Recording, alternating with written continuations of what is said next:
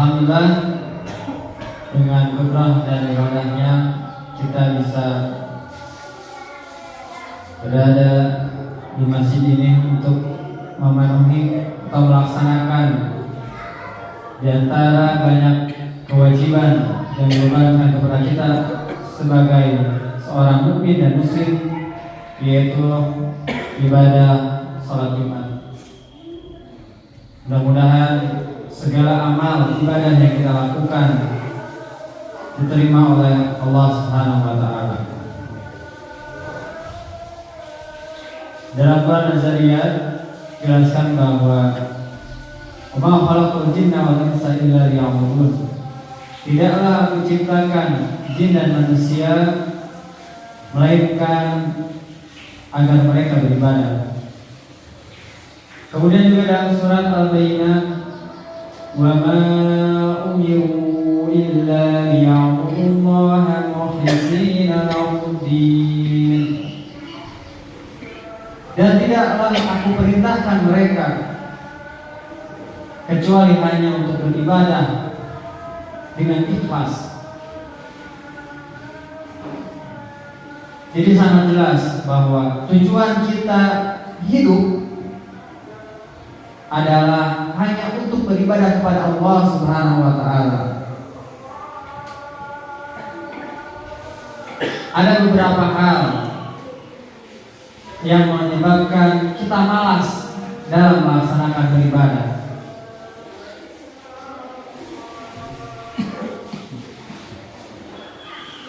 Betapa banyak hari ini saja berapa orang yang tidak melaksanakan ibadah sholat Jumat. Ketika bulan Ramadan tiba, kita saksikan betapa banyak sekali orang yang tidak berpuasa, orang yang tidak sahur. Kemudian ada juga beberapa orang atau kalangan yang enggan sekali menunaikan zakat.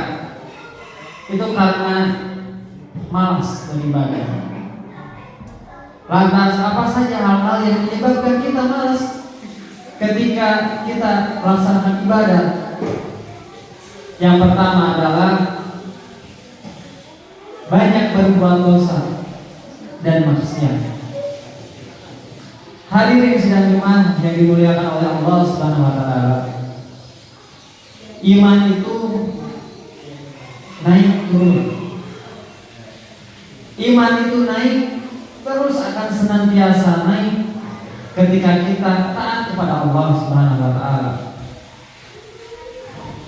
Dan iman kita itu turun atau melemah ketika kita banyak melakukan maksiat kepada Allah Subhanahu wa taala. Lantas orang yang senantiasa banyak berbuat dosa, orang yang senantiasa banyak bermaksiat, maka akan malas sekali untuk melakukan ibadah. Salah satunya adalah orang yang menyepelekan dosa kecil.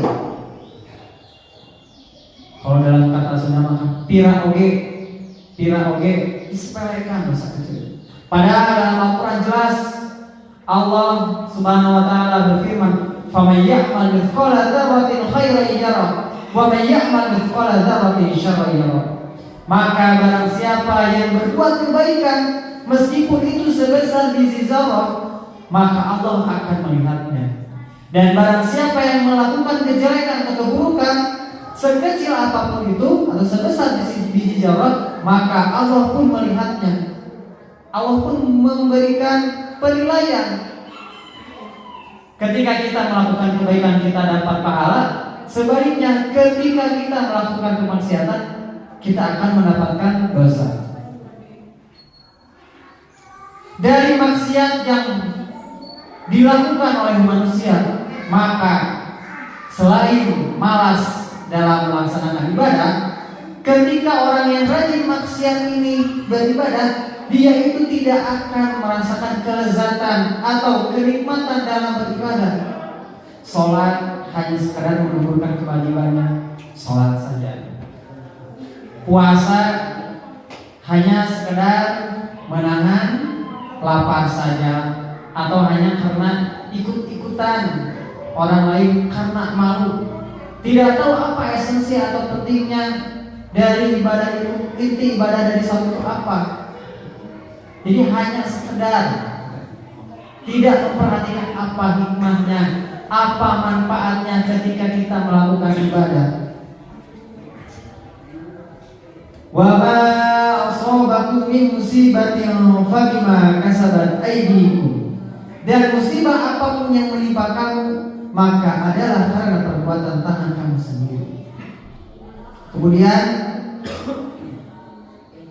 kita tidak boleh meremehkan dosa-dosa yang kecil.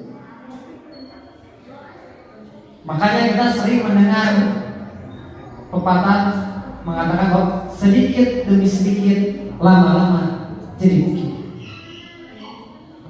Termasuk juga dosa. Jangan kita anggap remeh.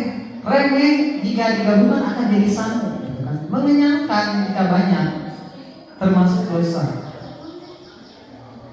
Kemudian penyebab malas beribadah yang selanjutnya adalah tidak paham pentingnya ibadah. Untuk apa kita beribadah? Yang pertama, kenapa malas beribadah? Tidak penting. Dan yang kedua, tidak paham pentingnya ibadah. Lupa bahwa manusia itu makhluk yang lemah. Kita itu seharian selagi kita hidup, kita itu menggantungkan diri kita itu kepada Allah Subhanahu wa Ta'ala.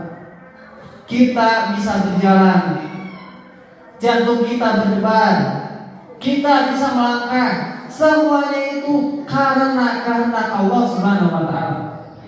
Bagaimana tidak? Jika Allah menakdirkan saat ini kita meninggal, ya pasti kita akan meninggal. Kemudian lupa bahwa ibadah adalah sebab datangnya pertolongan Allah Subhanahu wa Ta'ala. Kita dekat dengan Allah dengan cara melaksanakan berbagai macam perintah ibadah kepada Allah, maka Allah akan memberikan apa saja yang kita butuhkan, apa saja yang kita inginkan. Apakah ada orang yang lepas dari pertolongan Allah? Tidak ada. Sampai saat ini kita membutuhkan pertolongan dari Allah Subhanahu wa Ta'ala. Maka inilah barangkali lupa bahwa untuk apa ibadah, padahal kita itu diperintahkan. Allah itu senantiasa menolong kita. Salah satu sebagai wujud terima kasih kita kepada Allah, wujud ketaatan kita kepada Allah Subhanahu wa Ta'ala. Kemudian yang ketiga,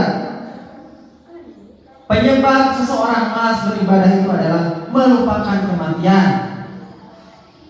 Kadang kita itu berpikiran bahwa 10 tahun lagi saya seperti ini, 10 tahun lagi saya.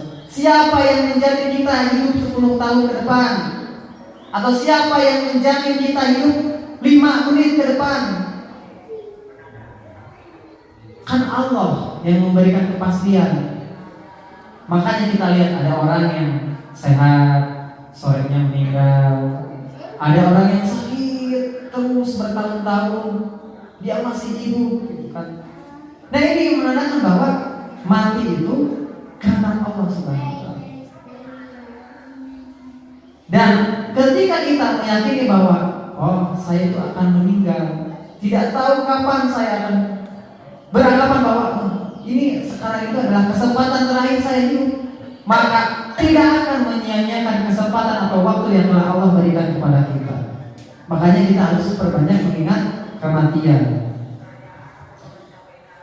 Kemudian kematian juga menjadikan obat bagi orang yang berhati keras dan orang yang banyak dosa. Yang keempat, apa yang menyebabkan seseorang itu malas beribadah? Tidak lain karena dia itu tidak tahu apa ganjarannya, apa manfaatnya. Kalau kita memakan sesuatu itu pasti ada kan? Atau manfaatnya apa, khasiatnya apa, seperti itu. Kita minum obat ini karena kita tahu khasiatnya apa, keutamaannya apa. Termasuk dalam beribadah. Ketika kita melaksanakan sholat, kita akan mendapatkan pahala. Apalagi sholat itu sebagai tameng, sebagai pelindung agar kita terlindungi dari berbagai macam kemaksiatan, dari berbagai macam kemungkaran. Kemudian sholat juga sebagai penghapus dosa kita. Tidak tahu, kalau orang yang tidak tahu yang mana sholat itu. Kemudian salah satu orang yang malas beribadah itu adalah banyak berlebihan dalam sesuatu yang mubah atau sesuatu yang dibolehkan. Seperti apa? Makan, minum, itu kan boleh. Nonton TV itu boleh, silakan saja. Punya motor, punya mobil, boleh? Boleh, silakan saja. Tetapi kita tidak boleh melupakan inti dari hidup kita itu adalah untuk beribadah. Bahkan kita lihat musik, burung, sampai orang itu ngurus burung dari pagi sampai malam, di mandian, kandang mandi bersihan, azan berkumandang, dia lupa, gitu kan? Bahkan untuk mengurus dirinya sendiri dia lupa demi burung. Kendaraan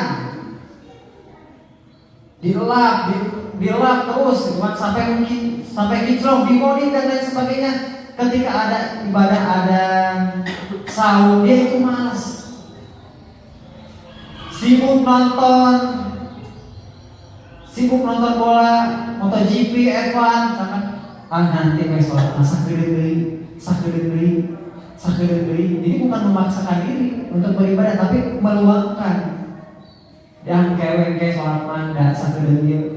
Sebentar inilah sholat tenang, cuma 5 menit. Bahkan ada yang sampai cuma 5 menit sholat. Bayangkan ketika kita ibadah ke Allah, sampai kita mengatur waktu sendiri, dibatas, ini sebentar. Padahal kasih sayang Allah kepada kita tidak ada batasnya. Barakallahu fiikum.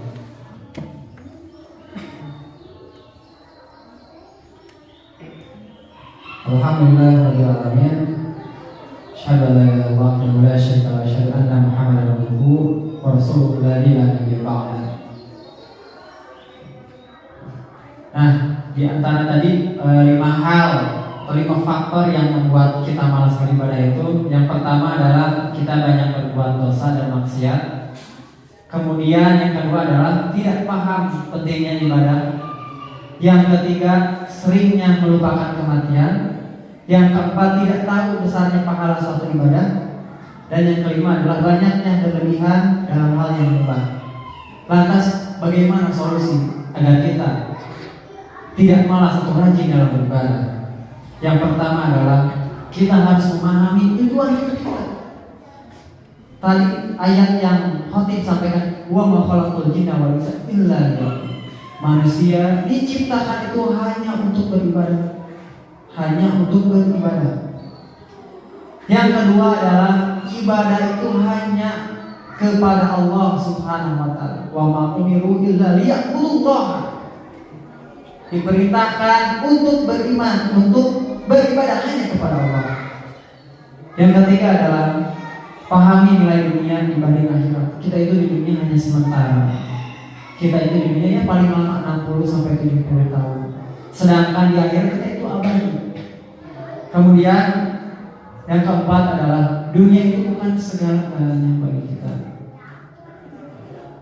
Terus kita harus menghindari segala bentuk dosa, kecil ataupun besar, jangan pernah dianggap remeh. Kemudian banyak mengingat mati. Tadi syarat mati itu bukan tua, bukan sakit, tetapi mati itu adalah kepastian, sudah diatur oleh Allah Subhanahu wa taala. Dan sebaik-baiknya diri kita itu adalah menyiapkan untuk bekal kita nanti mati. Barangkali Allah berkata di antara kita semua, misalkan beberapa menit ke depan, beberapa jam ke depan, atau beberapa hari ke depan, kita tidak diizinkan hidup, bagaimana? Maka manfaatkanlah waktu yang Allah berikan kepada kita. Setiap detik, setiap menit kita manfaatkan untuk beribadah, untuk beramal soleh. Kemudian yang terakhir adalah memohon pertolongan dari Allah Subhanahu wa taala. Perlu kita sadari bahwa setiap kegiatan yang kita jalani, lancarnya, semuanya itu karena pertolongan dari Allah Subhanahu wa taala. Kita itu adalah makhluk yang lemah. Kita tidak bisa apa-apa. Sepintar-pintarnya manusia, banyak keterbatasan dari manusia. Makanya kita harus dekat, selalu dekat dengan Allah Subhanahu wa taala. Mintalah segala sesuatu kepada Allah Subhanahu wa taala.